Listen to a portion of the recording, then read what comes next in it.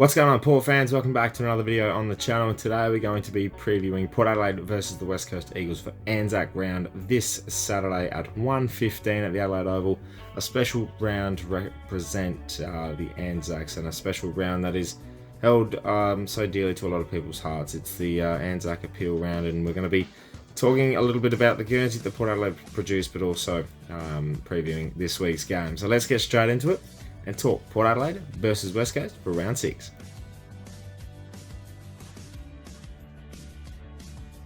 Yes, it's ANZAC round. It is one of my favourite rounds of the year, and unfortunately I won't be attending because footy is starting for the local league, so I'll be down playing for St Paul's. But it's going to be a crucial game for Port Adelaide in terms of the season. You know, we've come off of a pretty damn good win over the Western Bulldogs in the wet last week for Gather Round, and the fallout from Gather Round in general has just been really impressive.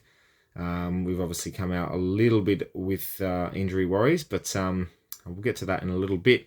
Port Adelaide West Coast, it's going to be... We played them last year. It was our first win of the year in the exact same round, so and we won by 80 points. I think it's one of those games, again, that probably is crucial to the part of the season where we're winning games, which is good, but when it comes to the back end of the year, percentage is going to be crucial, and West Coast haven't been great to start off the year.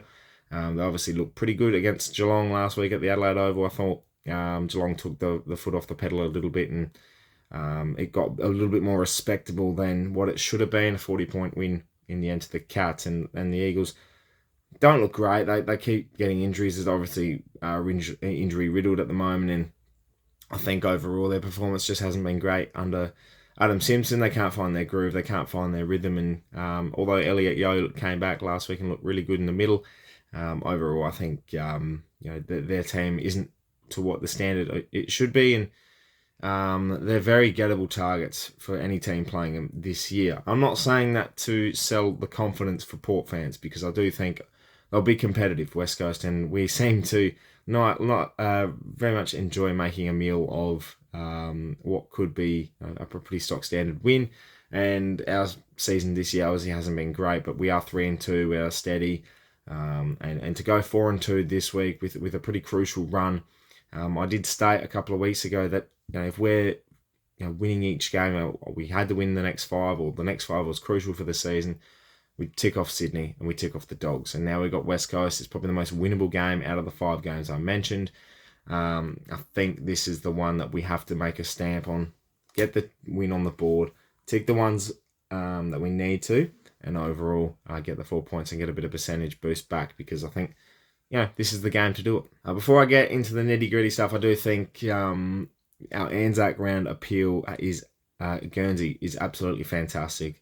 The design of the Guernsey looks beautiful. I think it represents the ANZACs really well, and the respect that it deserves, and also to showcase the heritage of that.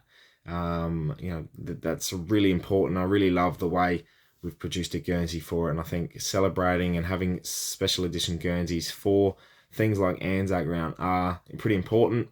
They raise a lot of money, and they also showcase what people did for the world to become what it is today. So well done, Port Adelaide, for a great design. I'm very much looking forward to seeing the boys run out in it on Saturday. So looking at this week's game, looking at Port Adelaide, obviously it's going to be a beautiful day. It's going to be 23 degrees. It's a lovely day for football. It's sunny. It's going to be... I think we'll have a decent crowd as well, considering the start of the local league is upon us.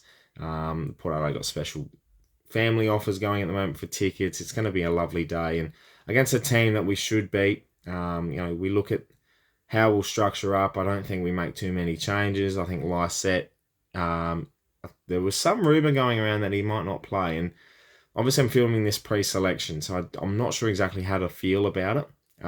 It could be a great opportunity for someone like Teagle to come in if Lysette's not 100%. I know it was a tactical sub last week for Lysette, but he doesn't look great this year at the moment. But again, he's coming up against a Bailey Williams-Ruckman who's not great, and can definitely give Lysette a bit of confidence back if he can move around and really dominate. In saying that, though, I do feel when a time comes to try something, it is this week. Dixon as well is a little bit hesitant. His knee's been jarred, and it doesn't look great. probably a 50-50 chance. And at this time of the year, you've got some big games coming up and a 6-day break after this.